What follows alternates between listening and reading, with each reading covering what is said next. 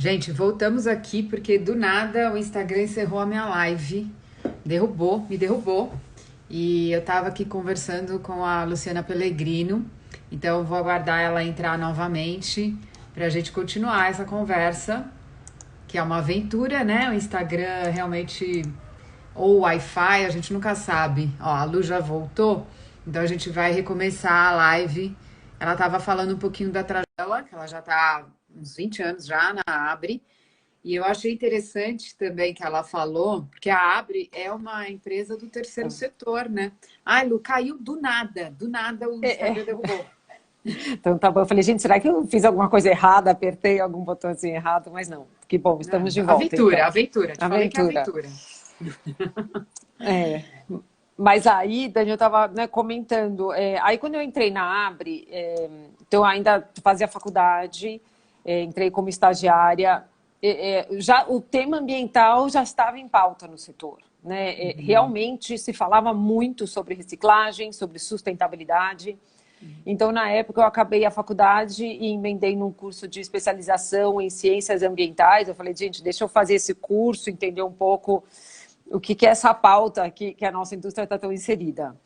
E aí, nessa ocasião, então isso foi mais ou menos em 98, nós criamos na Abre, começamos a criar os grupos de trabalho, os comitês, para a gente poder se aprofundar nas diferentes temáticas. Então, criamos em primeiro o comitê de design de embalagem, que foi um marco, né, importante essa discussão. E aí, logo em seguida, criamos um comitê de meio ambiente e sustentabilidade, que é, de fato, o comitê mais ativo que a gente tem até hoje. Né? Um comitê que busca realmente construir o entendimento desse tema, harmonizar o entendimento desse tema, construir referências para a nossa indústria. Né? Então, por quê? Né?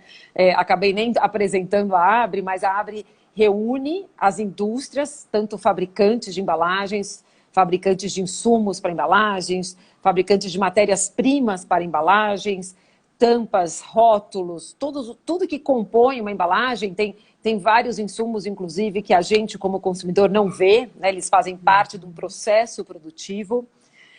Reunimos as agências de design que desenvolvem, que projetam as embalagens e também, além de todos os fabricantes, não todos os fabricantes, mas fabricantes de todos os tipos de embalagens, dos diferentes tipos de embalagens, as indústrias de bens de consumo, que justamente, junto com a associação, endereçam as questões relativas da associação.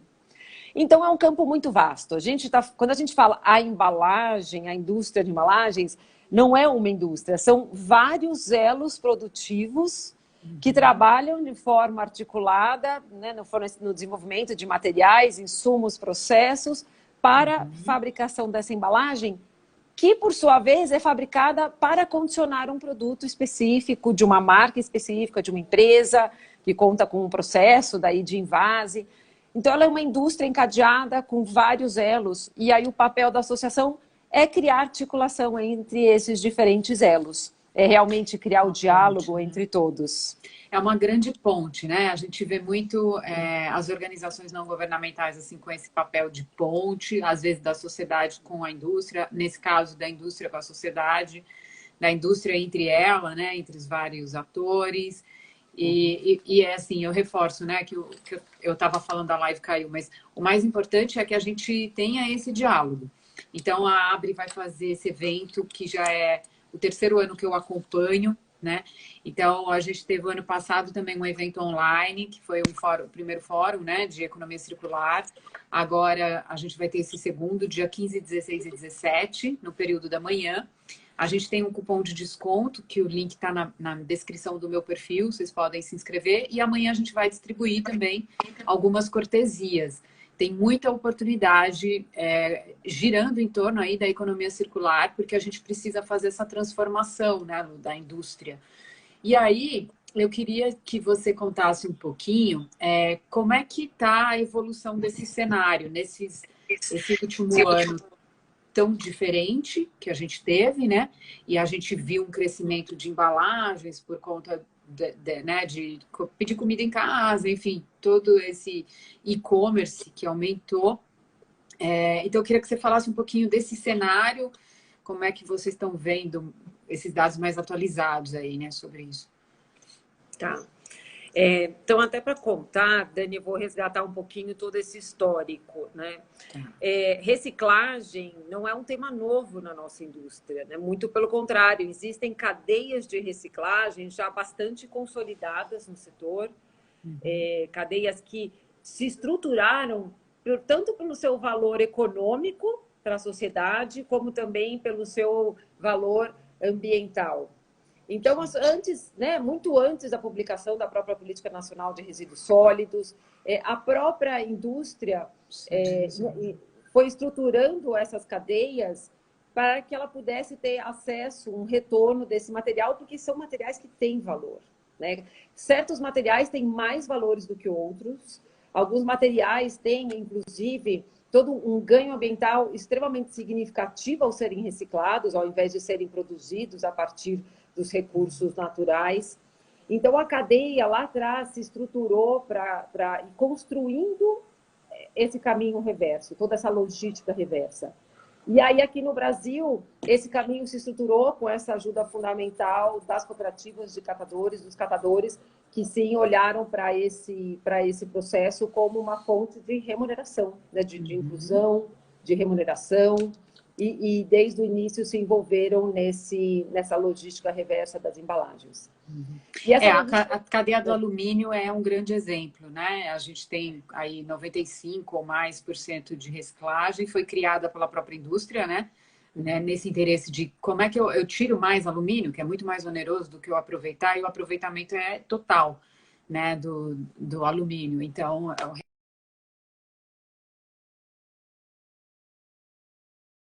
materiais são assim, né? Essa mesma característica. Então, aí tem outras dificuldades nas outras cadeias também, né, Lu? Oi, Dani, falhou um pouquinho, mas eu acho que eu consegui pegar aqui a maior parte. Tô te vendo um pouquinho com a imagem um pouquinho estranha, mas tô te ouvindo. Tá. Então, os materiais eles têm diferentes valores nessa cadeia de reciclagem e esse é um aspecto fundamental na circularidade desse material. A gente olha para essa cadeia de reciclagem muitas vezes pelo aspecto social, mas ela tem um aspecto econômico muito grande, né? Tanto de valorização dos materiais, de remuneração desses elos que estão envolvidos, e dessa eficiência ambiental que a gente tem ao reciclar os materiais. E é claro que hoje a gente tem o objetivo de ampliar essa cadeia de reciclagem. Então, ela precisa, assim, se tornar mais abrangente, mas não somente a cadeia, mas todo esse processo de logística reversa, toda essa infraestrutura de retorno seletivo dessas embalagens que têm um potencial para serem reciclados. Para isso, a gente vai ter que considerar, inclusive, novas tecnologias de reciclagem que deem vazão a certos materiais que não seguem, não percorrem as cadeias contando com as tecnologias hoje vigentes, que a gente chama de uma tecnologia mecânica, né? E a gente precisa evoluir para alguns processos, por exemplo, de uma reciclagem química, que tem uma outra forma de reprocessamento. Então, a gente tem, por um lado, esse desafio de crescer nessa infraestrutura de reciclagem, e sem dúvida, Dani, como você estava falando, para poder dar vazão ao consumo crescente no Brasil. Então, o que a gente vê no Brasil, e isso ficou muito latente agora na pandemia, é o crescimento do consumo. Porque, na verdade, a embalagem ela é um reflexo desse consumo. Ninguém compra uma embalagem vazia, né? Não falou, hoje eu vou ao supermercado e comprei. Não, a pessoa ela adquire um produto que ela está buscando para suprir uma necessidade, seja um alimento, uma bebida, um produto de cuidados pessoais, um medicamento, um produto de limpeza. E esse consumo não só cresceu, como sem dúvida nenhuma ao longo da pandemia ele se concentrou nas residências. Então, durante a pandemia, o que aconteceu? A gente viu essa concentração do resíduo na casa das pessoas e a gente não tem hoje estruturado programas municipais abrangentes de coleta seletiva para retirar esse material qualificado das casas. E o processo da pandemia ainda trouxe um desafio maior, que a atividade da reciclagem e das cooperativas de catadores não foi considerada uma atividade essencial e elas ficaram paralisadas, sim, durante um período da pandemia. Então, mesmo aqueles programas que hoje que não são necessariamente do município, mas são programas individuais que têm um papel importante no escoamento desse material qualificado, ficaram paralisados e a consequência, inclusive, foi de um abastecimento de matérias-primas para a própria indústria, que hoje já conta também com essa matéria-prima proveniente do processo de reciclagem. Dos catadores. Tem duas pessoas muito importantes que eu preciso destacar que entraram aqui. Eu não sei se eles ainda estão acompanhando, mas estão muito relacionadas a isso, que é o Xuxel, né, que representa aqui, né, do município de São Paulo, e ele é muito ligado, assim, foi uma das pessoas que mais lutou pela aprovação para a gente não ter mais descartáveis, e o Gilson, que é o meu grande ídolo, assim, da atualidade como liderança, e ali a gente sabe que tem muita gente que trabalha dentro da comunidade que vive disso, né? Não por opção, mas que vive disso, né? De catador, de catar os produtos, os materiais e tal. Então são pessoas muito interessadas, eu acredito que nessa política, né? Que a gente vá melhorando cada vez mais a política. E aí eu entendo que quando você fala que a gente não tem abrangência, é porque a gente tem menos da metade dos municípios, né, com essa política implementada, com estrutura e tudo mais, né, porque a ABRE é nível nacional, né? Hoje a gente tem cerca de 22% dos municípios do Brasil que tem uma coleta seletiva implementada. E ainda assim, né, muitas vezes em certas regiões. E por isso que hoje a gente vê a iniciativa privada, de fato, criando outros mecanismos para a captação desses materiais, mas que dependem, de certa forma, tanto da atuação, da atividade, da ação do consumidor de levar os pontos de descarte, de entrega voluntária, como depende também daí muitas vezes de cooperativas que estão captando já naquela região. Então, hoje, né, a gente entende que nós estamos tentando estruturar programas que se somem, né? Então, um programa municipal que tem uma capilaridade muito importante, porque ele vai de porta a porta no município, ele acessa cada pessoa, mas também hoje, até com o advento do empreendedorismo, que cresceu muito, a própria tecnologia que fica cada vez mais disponível, outros programas individuais, independentes, começam a crescer e o nosso esforço é para que eles ganhem relevância, porque eles também suprem esse importante papel de captação de materiais. Então, só para citar, Dani, rapidinho, por exemplo, você tem programas como o Molécula, né, que hoje está estruturando pontos de recebimento em diferentes lugares e fazendo ali como se diz, promovendo o engajamento do consumidor para ele levar até lá. Você tem um supermercado, Pão de Açúcar ou outros que tem esses pontos de recebimento. Você tem tantos outros programas, porque a ideia é que a gente possa ampliar esses processos de captação para garantir, viabilizar, potencializar o retorno desses materiais que hoje têm a viabilidade técnica e econômica para que sejam, de fato, reciclados. Sim, tem vários projetos, tem em comunidades, inclusive o Soma, eu acho que ele está mais em comunidades, o Molécula está no Burle Marx, tem a Triciclo, que está implementando dentro de grandes empresas, porque aí você já pega todos os empregados da empresa, e aí a pessoa leva o reciclável e ela tem algum tipo de benefício. Vai um dinheiro para o transporte, para o cartão de transporte, algum tipo de benefício, e tem toda uma educação ambiental para a pessoa saber como é que ela leva. Então, assim, sim, tudo isso para a gente trazer de volta, porque o que acontece? A indústria fabrica, né? Isso vai ser vendido, vai ser espalhado, né? Nas cidades aí, na casa das pessoas. E aí, como é que traz isso de volta? Esse é um dos grandes, talvez um dos grandes gargalos aí da indústria para poder fazer a logística reversa. Então, é legal a gente entender essa complexidade também, para a gente saber que a gente tem que sentar na mesa, né? A gente tem que estar participando dessas conversas para a gente criar soluções. E aí, eu vou deixar as perguntas para o final, tá, gente? Porque uma questão... tem bastante já. Tá. Tem bastante pergunta, mas fala, Lu, comenta. Eu que tenho uma ainda nesse tema, eu ainda queria colocar um negócio. Tá. Não, que você está falando, né, do que precisa ser feito, a gente precisa realmente potencializar muito essa infraestrutura, né? Essa infraestrutura de de coleta seletiva, daí de triagem, de beneficiamento, para a qualificação desse resíduo para, para a sua reciclagem devida. Nós somos, somos um país de dimensões continentais, é uma vasta extensão territorial.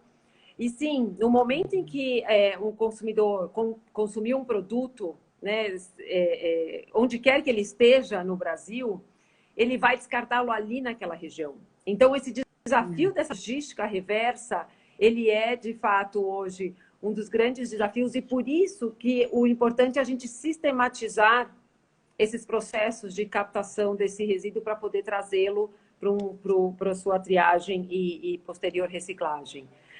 O que a gente vê hoje, Dani, que tem sido um movimento importante nesse processo, são arenas que passam a ser criadas, arenas de captação de materiais pelo Brasil, e elas, então, vão trazendo essa viabilidade econômica nesse processo de captar um volume significativo dos materiais, que tem hoje já essa permeabilidade na cadeia de reciclagem, e aí, quando adquirem esse volume, viabilizarem o seu transporte para os polos de reciclagem. Então, hoje, um dos principais focos é o fomento dessa infraestrutura que viabilize, de fato, essa logística reversa desses materiais.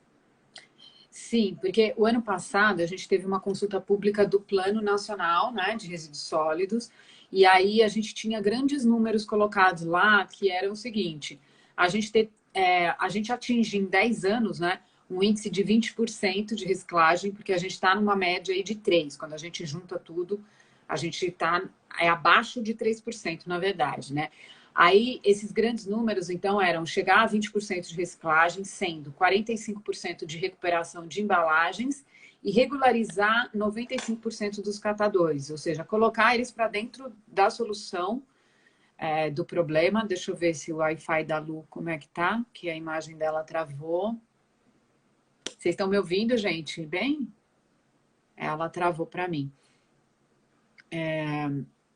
E aí a gente tem um caminho bem grande para percorrer, E, bom, ela já falou um pouquinho de quais são esses investimentos que eles estão priorizando, que a infraestrutura, às vezes, é algo que a gente não vê, A gente quer, às vezes, uma resposta da empresa, e a associação está falando qual que está sendo o esforço, então, de infraestrutura, mas tem várias questões aqui que vocês colocaram no post da semana passada, que eu trouxe para a gente fazer para a Luciana também. Talvez ela não consiga responder, Talvez a gente tenha que fazer essas perguntas diretamente no fórum.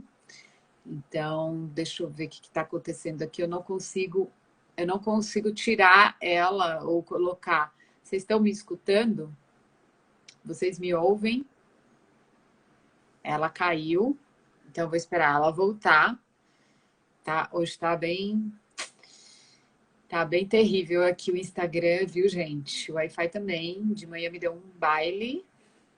A Lu já voltou. Eu acho que o dela também tá meio ruinzinho lá, na casa dela. E aí a gente retoma aqui a pergunta, então. A meta do Plano Nacional versus... Oi, Lu. Não tá me ouvindo?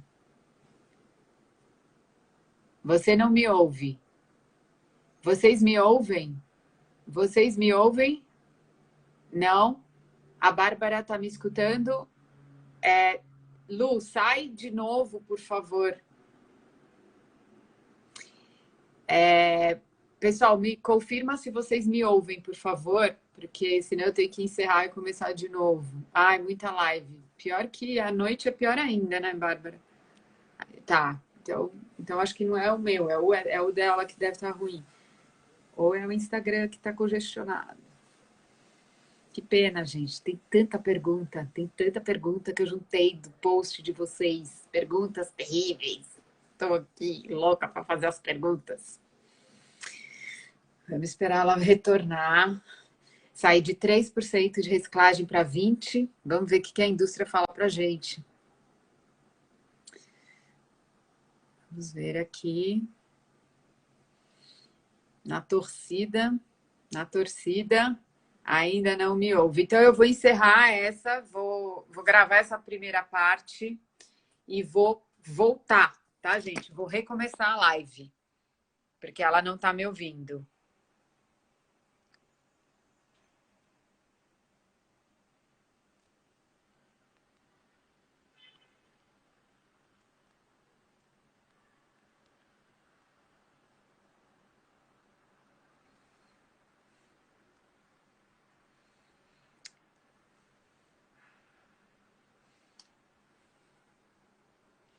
Vou gravar a primeira parte.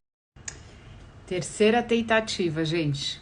O Instagram tá derrubando a gente e a gente vai tentar novamente continuar a conversa com a Luciana Pellegrino. Já são 40 minutos que a gente não sai muito do lugar aqui. Estamos na terceira pergunta ainda. Então, vamos tentar continuar aqui. A Luciana já retornou. Não sei o que está acontecendo no Instagram hoje. Tá muito instável. E vamos com fé. E o pior... Voltei. Pior é que... Não, pior é que quando eles derrubam, eu não consigo salvar o que a gente falou. Ai, gente. Gente, mas, não, e aí todo mundo tem que entrar de novo, né? Isso que eu vejo. Aí todo mundo sai, todo mundo entra. As pessoas vão ficando no pé da vida. Mas você sabe que o Instagram não tem saque, né? Pra gente reclamar, né? Então não tem o que fazer. Não, e ele tá cortando, né? Porque eu vejo assim, a sua live terminou, pum, acabou. Ele derruba. Né? Eles devem estar mexendo em alguma coisa, não sei. Mas só retoma um pouquinho, porque eu acho que as pessoas precisam entender que os processos de reciclagem, eles vão depender de cada localidade, cada país, de cada cidade, às vezes. Então, tem uma política que é feita na Europa diferente do que vai ser adotado aqui, né? Então, são processos diferentes também. Você falou da gente adotar processos químicos além do mecânico. Começar a ampliar os processos, Dani, as tecnologias, para poder absorver mais materiais. Né, para poder ampliar essa gama de materiais que passa por esse processo de revalorização. E isso é importante porque esses materiais, eles são fonte para a indústria. Né? Ele é realmente uma matéria-prima que agora a gente ficou muito latente na pandemia, no momento em que o processo de reciclagem parou, foi paralisado por não ter sido considerado uma atividade essencial, faltou matéria-prima no mercado. Então, esse material, ele tem cada vez mais o seu uso crescente, as tecnologias vão evoluindo para absorver esse material e poder dar circularidade, mas as tecnologias precisam evoluir também. E aí, Dani, só para colocar um ponto super importante nesse aspecto, que no momento em que a gente tem que evoluir as tecnologias de reciclagem, a gente precisa ter um plano de país consistente e realmente orientado para fomentar a reciclagem no Brasil. Por que eu falo de um plano de país consistente? Porque nós estamos falando de fazer grandes investimentos nessa infraestrutura, né? Lá no começo eu já vinha falando que é fundamental para essa circularidade a infraestrutura, e essa infraestrutura, ela precisa então dessa garantia de abastecimento dos materiais potencialmente recicláveis para que aquela operação possa acontecer.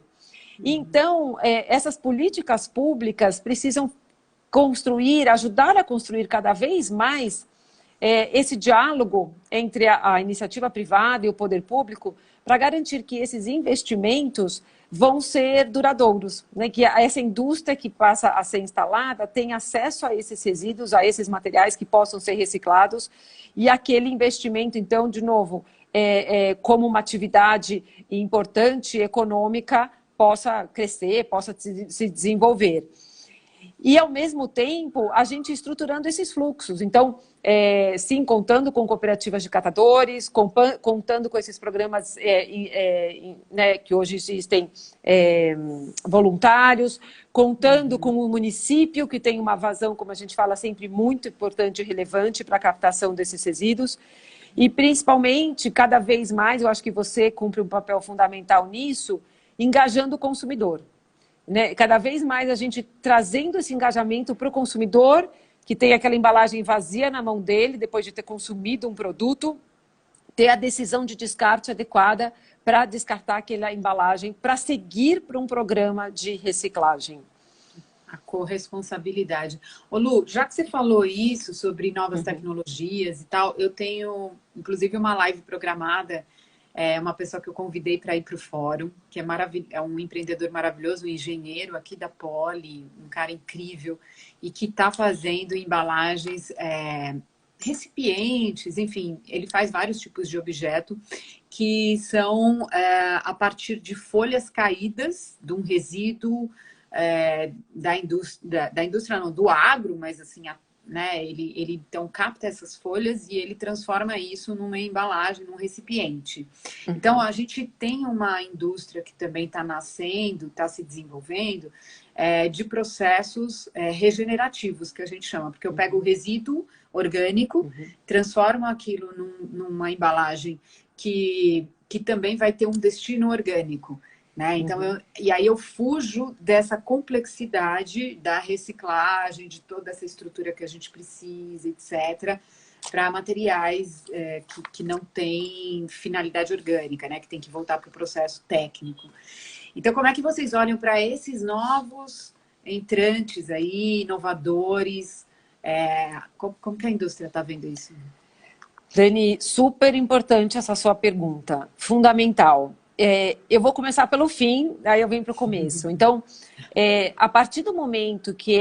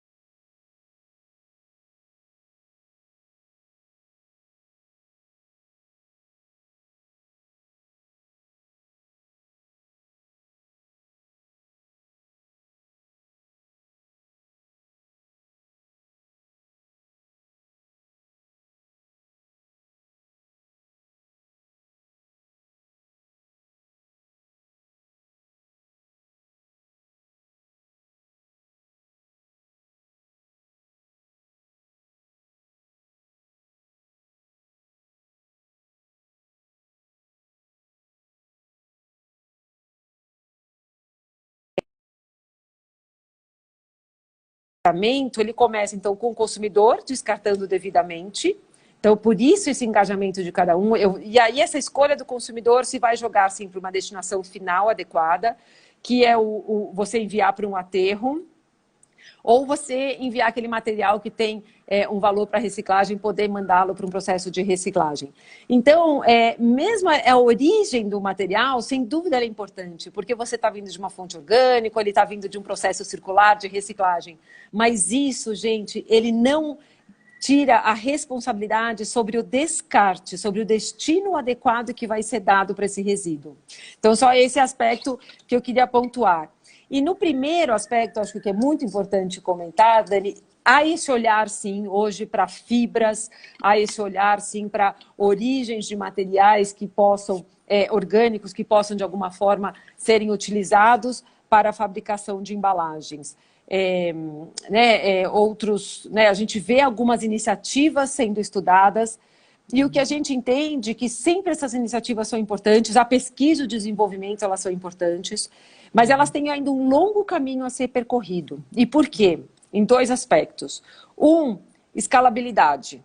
Né? Você pensa o que é abastecer, gente, mandar, justamente como eu falei, os produtos da cesta básica, se a gente olhar exclusivamente para essa cesta, para toda a população brasileira. É um volume de grande escala. E a eficiência, ela requer, então, justamente essa eficiência em materiais, em performance, em processo produtivo, para que a gente tenha uma equação factível para abastecer a sociedade, inclusive a um custo acessível para a população.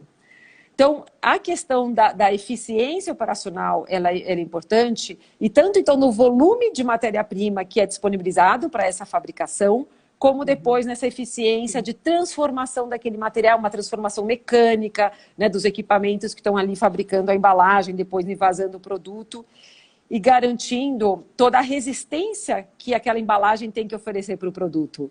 Seja uma resistência mecânica, para que esse produto seja distribuído pelo Brasil, sem se decompor, sem se estragar, sem se quebrar, né? E a gente fala de um transporte principalmente terrestre no Brasil, então é um impacto bastante significativo, ou seja, uma proteção realmente das propriedades do produto, da sua funcionalidade, do seu cheiro, do seu odor, né, de todo o seu princípio ativo, do motivo que a pessoa está buscando aquele produto. Então, essas propriedades de proteção também vão ter que ser analisadas nessas novas matérias-primas que estão sendo desenvolvidas, porque, como eu coloquei, né, a gente não está comprando uma embalagem, a gente está comprando um produto. E a embalagem é o veículo para viabilizar que aquele produto vai chegar em ótimas condições de uso para o consumidor e principalmente em condições seguras de uso pelo consumidor, principalmente quando se trata de alimento, de medicamento, cuidados pessoais. E aí um último aspecto que a gente tem que observar é a legislação, né? A gente tem uma legislação de materiais de embalagens quando nós estamos falando de alimentos, de contato com alimentos, ou, claro, medicamentos, aquilo que você vai ingerir. Cosméticos também. Exatamente. Então, também o terceiro aspecto quando for um produto que vai ser ingerido pelas pessoas, aí tem toda uma legislação vigente para garantir, de fato, essa segurança no consumo, para garantir que esse produto chega sem nenhum tipo de contaminação para aquele consumidor, realmente intacto e com as suas propriedades preservadas, para garantir essa segurança no consumo. Nós temos, gente, até eu comento no site da ABRE, que é o abre.org.br, um boletim de inovação. O Sidney, que é o responsável pelo nosso centro de informações, ele busca todo mês justamente captar, gente, quais são os novos desenvolvimentos em universidades, em pesquisas, o que está desenvolvendo, e a gente publica porque a gente acredita que às vezes uma solução que nasceu num laboratório, de uma universidade, a partir de um estudo, ela pode ganhar escala, talvez com a ajuda justamente da própria indústria, trazendo tecnologia ou um investimento para poder potencializar aquela produção, para poder potencializar aquela alternativa. Então, essas pesquisas fazem parte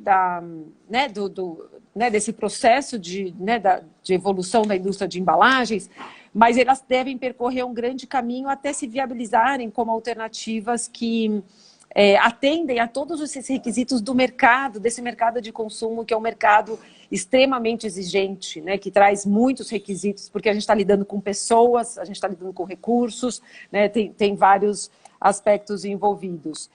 E as próprias matérias-primas que a gente já usa hoje em dia, algumas de fontes renováveis, outras não de fontes renováveis, algumas cada vez mais, e a gente vê isso com bons olhos, recicladas, né, trazendo um aporte de matéria-prima reciclada junto delas, passaram por esse processo de evolução, né? Elas não existiram sempre, né? A indústria de embalagens, e como eu falo, é uma indústria de tecnologia que precisa continuamente estar investindo em pesquisa de materiais, de propriedade, de eficiência, de conservação, de distribuição, de abertura, de fechamento, de leitura, né, da informação naquela embalagem, desses diferentes aspectos que vão garantir o uso devido daquele produto e o acesso devido àquele produto.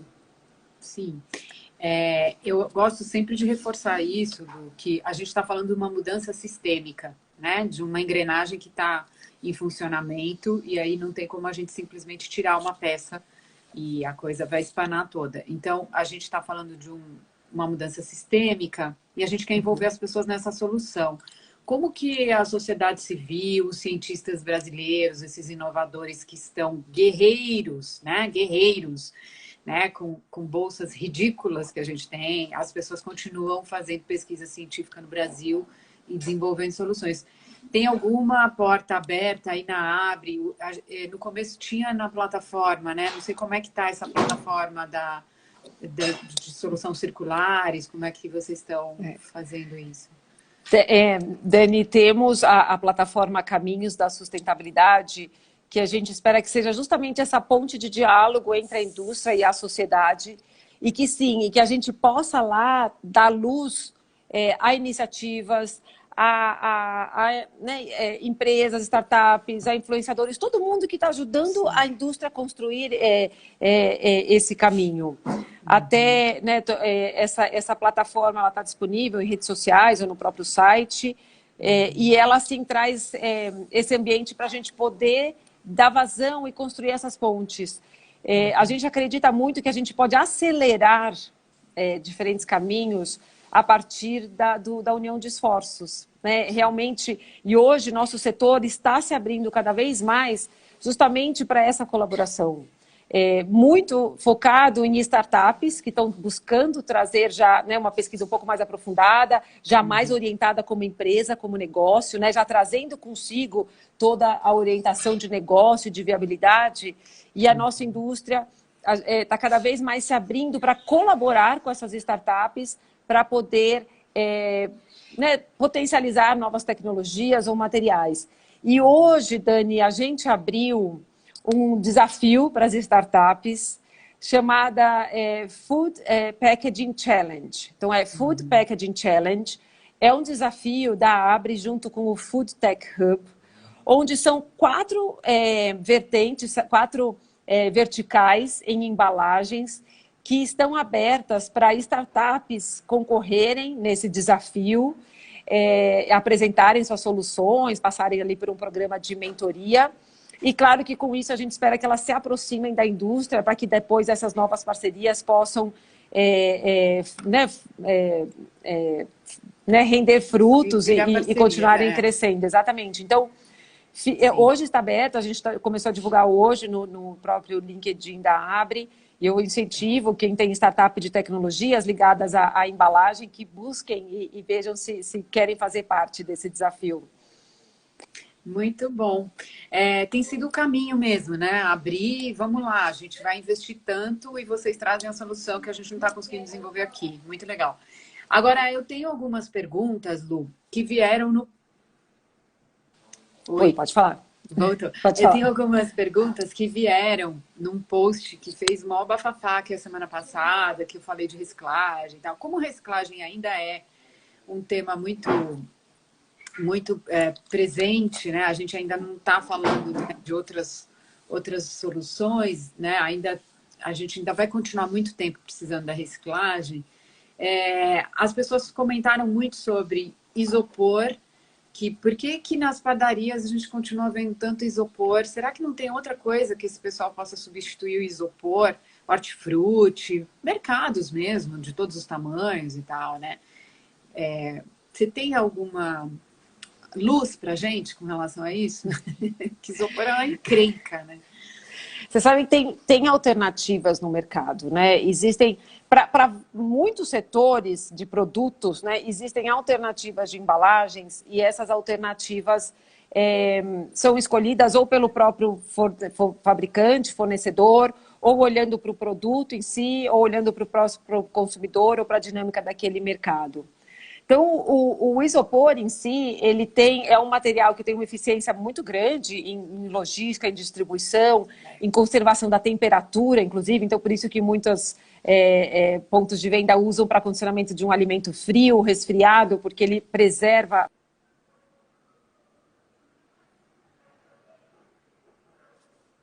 Tem sido, sim, provocada a fortalecer os processos de reciclagem do isopor.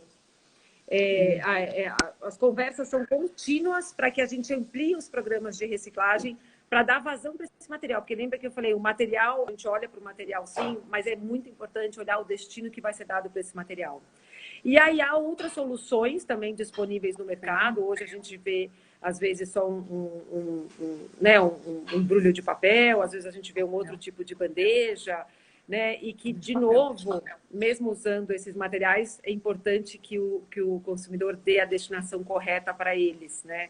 Com intencionalidade, né? Realmente fale, eu vou descartar dessa forma, não vou deixar voar, não vou deixar se espalhar, não vou deixar no meio ambiente que depois se escorra com a água. Até quando a gente fala, é um material que pode se decompor, né? Ainda assim, ele não deve estar jogado indevidamente, ele tem que ter sua destinação adequada. E aí, a essas pessoas que querem um outro material, quando forem comprar esses produtos, elas precisam comunicar isso ao estabelecimento. Todo o estabelecimento, as marcas, elas respondem às pessoas, aos consumidores. E aí, quando você tem um volume, quando ela se depara um volume de consumidores que fala, nós queremos optar por essa solução, aquele estabelecimento ele vai mudar aquela prática para atender esse consumidor.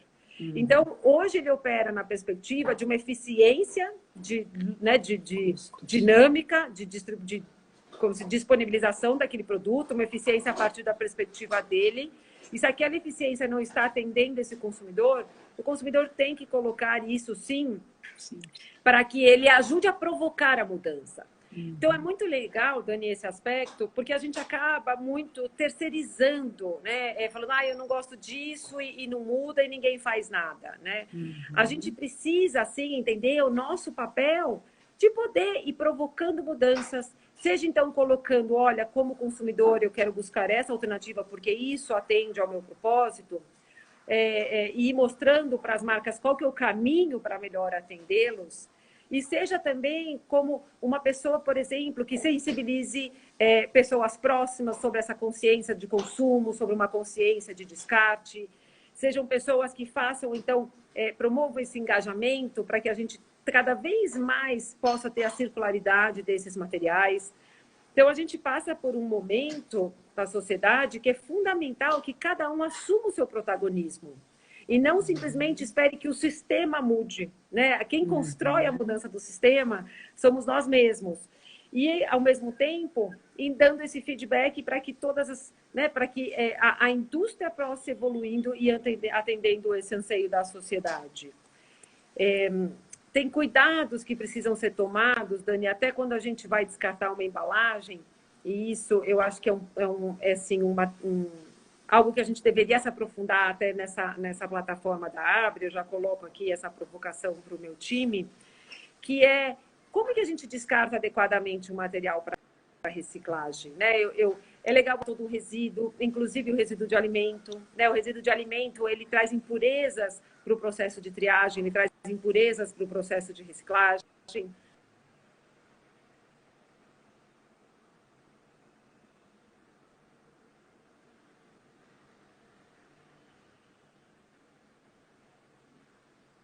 Do fato de ser parte dessa circularidade, ela é transformando a nossa sociedade, porque nossa sociedade é uma sociedade que, por natureza, ela não é circular. E hoje a gente precisa, cada um de nós, ir construindo um movimento para ir transformando a nossa sociedade em uma sociedade circular.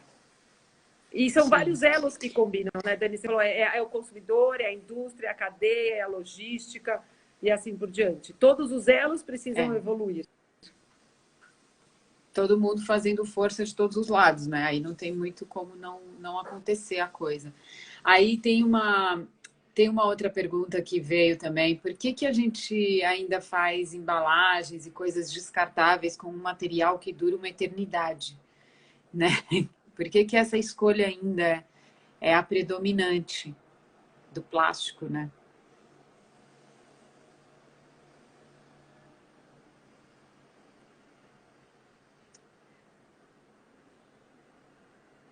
Bom, mais um probleminha aqui, gente, de comunicação. A nossa conexão hoje está terrível. Oi, Lu. Tá oscilando bastante aqui o...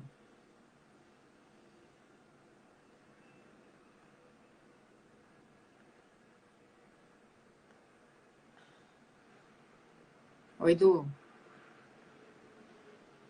Voltou?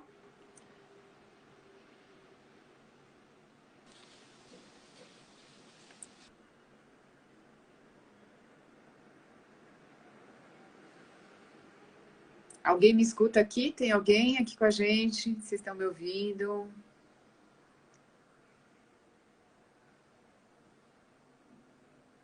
Eu não sei se ela está falando.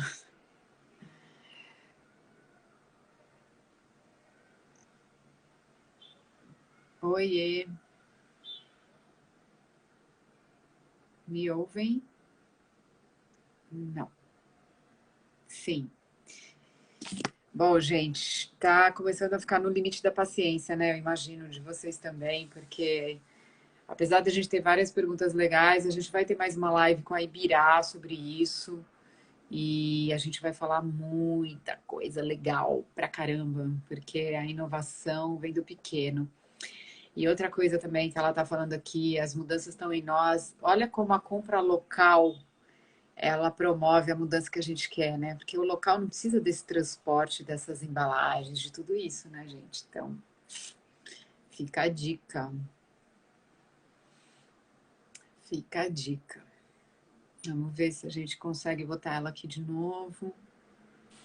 Difícil essa nossa. Oi, Lu. Dani, tá me ouvindo? Agora eu Voltamos? tô. Hoje tá mais difícil. Eu estava perguntando por que a gente continua fazendo produtos descartáveis com um material que dura uma eternidade, que é o plástico, né? O que a indústria fala sobre isso aí?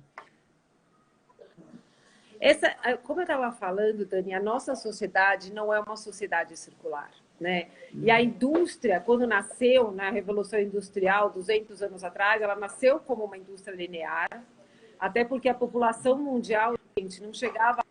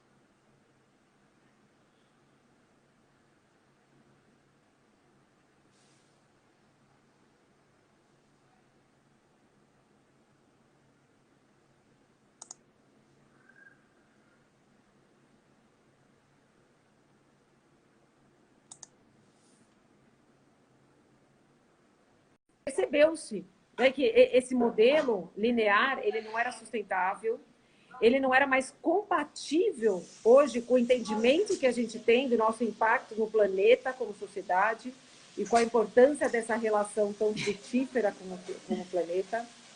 E aí, com isso, hoje sim, a indústria cada vez mais vem trabalhando nesse investimento de circularidade dos materiais. Mas como eu coloquei,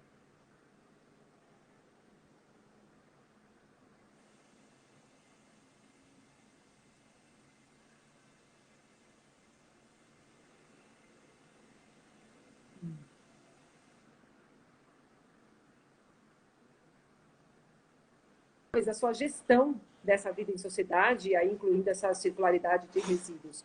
Então, esses materiais, Dani, eu não sei se travou, se você chegou a me ouvir, mas eles trazem consigo toda essa ciência de preservação do produto, de eficiência de distribuição e das cadeias.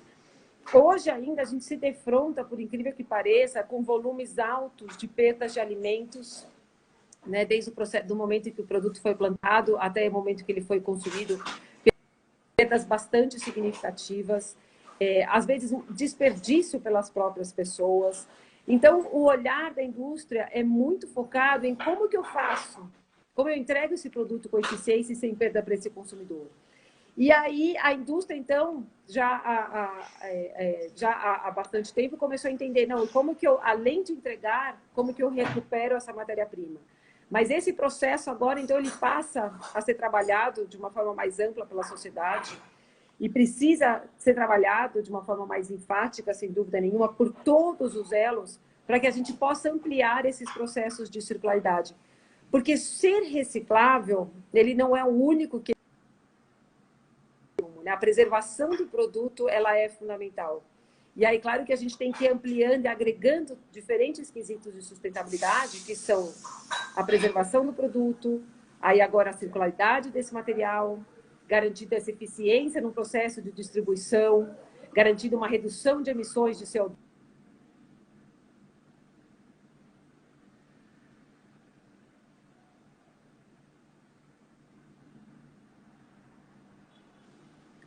Bom, eu acho que a Luciana vai cair novamente. Alguém me escuta aqui? Vocês me ouvem? Ai, voltou.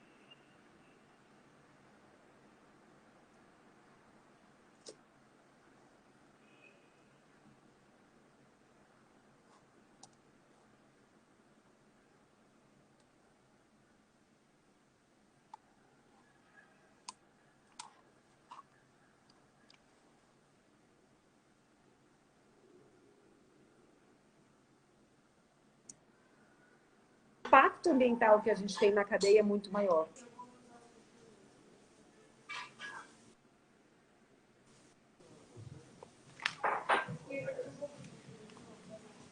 Lu, você me escuta? Tá travado. Eu tô te ouvindo, mas tá travado mesmo o seu. Dani, acho que a gente travou aqui. Bom, eu vou falar para vocês algum.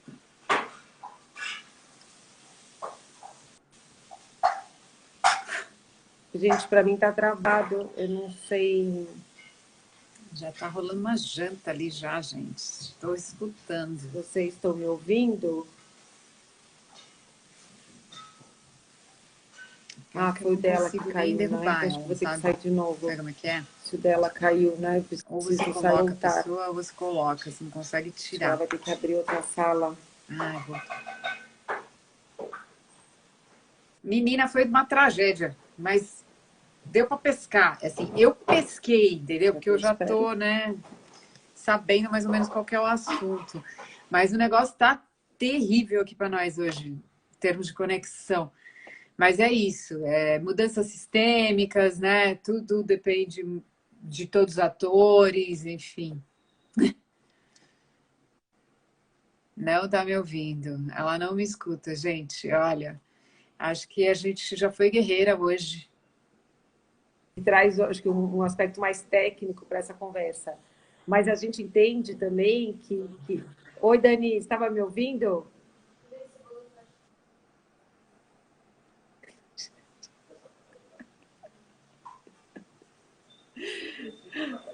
Ô, Dani, eu não estou te ouvindo.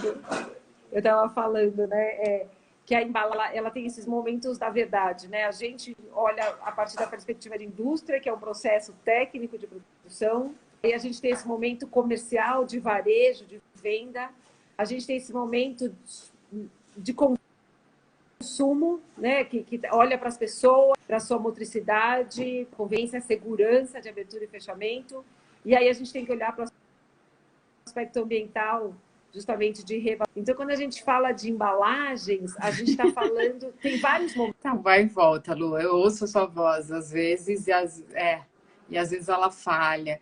Mas eu acho que, assim, todas as questões que a gente recebeu, existe uma falta de compreensão do tamanho que é essa solução, do quanto ela exige que todo mundo pense junto e faça a sua parte. Essa eu acho que é o maior recado. As pessoas acham que, por exemplo, eu compro toda hora farinha, o saco vem rasgado. Cara, quem escolheu uma embalagem ruim foi aquela pessoa. Talvez ela queira vender um produto muito barato, ela escolheu uma embalagem muito barata e ela não está escolhendo uma embalagem melhor, entendeu? Quando a gente fala, por exemplo, por que tem tantos tipos de plástico? E aí fica difícil para o consumidor reciclar. Porque cada um tem uma utilidade. E a indústria foi criando isso e agora a gente viu que é um problemão e a gente está tentando reduzir as camadas, reduzir os materiais para não ter mistura, para conseguir reciclar de uma forma mais fácil. Então, muitas questões que vieram, eu sempre acolho todas as perguntas, porque elas mostram o nível de entendimento que cada um tem. Então, são questões assim, que eu já falo aqui há 4 anos sobre isso, né? Cadê a logística reversa? Aí a gente pergunta, muitas empresas não oferecem, né? E aí os materiais mais comuns, eles estão na coleta seletiva. Da minha prefeitura, por exemplo, tem. E a sua? Você já cobrou o seu prefeito? Você adotou um vereador para te ajudar nessa luta? Porque isso é obrigação da prefeitura, trazer de volta. É a obrigação da indústria também, né? Todo mundo tem que trabalhar junto. Ninguém vai conseguir trabalhar separado. A culpa é só de um ou do outro. Nós 3 temos que trabalhar juntos. A sociedade, a indústria e o poder público, né? Então, teve uma pergunta também interessante, falando, por exemplo, foi proibido descartáveis, o uso de descartáveis em alguns municípios. E aí isso aí virou uma grande onda de marketing para esses municípios, né? Só que o descartável é aquele comércio que vende uma comida de rua, etc. O ambulante, por exemplo, não entra nessa lei, né? E isso não envolve as embalagens de produtos alimentícios vendidos em supermercados. Isso não envolve, entendeu? Então, são questões diferentes. É uma fatia do problema, né? É uma questão que exige uma educação ambiental que muitas prefeituras não fizeram. Elas não educaram os estabelecimentos, elas não educaram as pessoas, elas só mudaram a lei. Aí a coisa foi meio ruim, entendeu? Ela é boa, mas foi ruim o processo, como foi feito. Então, tem muita coisa para a gente aprender aí. Padronização, por exemplo, a Luciana, ela é vice-presidente de marketing de uma organização que busca essa padronização.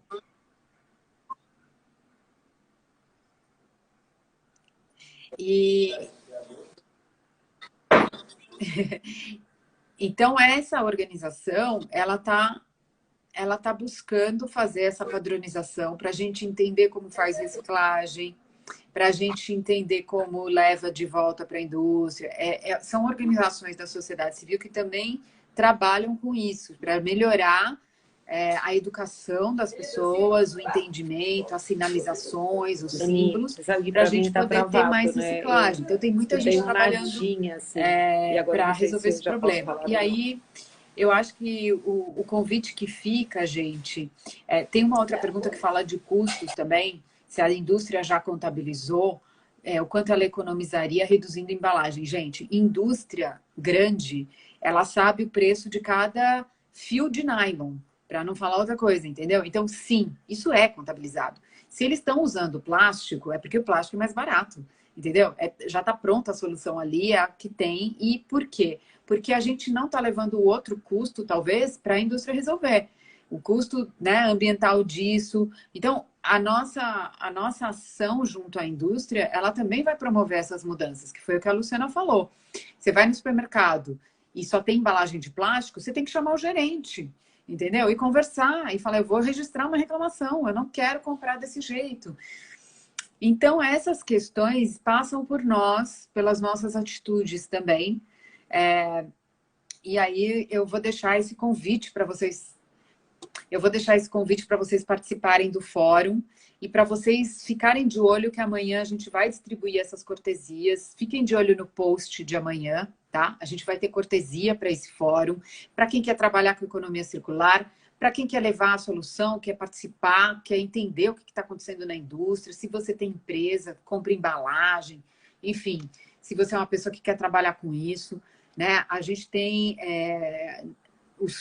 os painéis do fórum, são 3 dias de fórum, os painéis do fórum, eles têm a indústria que fabrica o material que é usado na embalagem, a indústria de embalagem, o pessoal que cria as leis, né? Tipo a Anvisa, enfim, todo mundo que está regulando esse setor.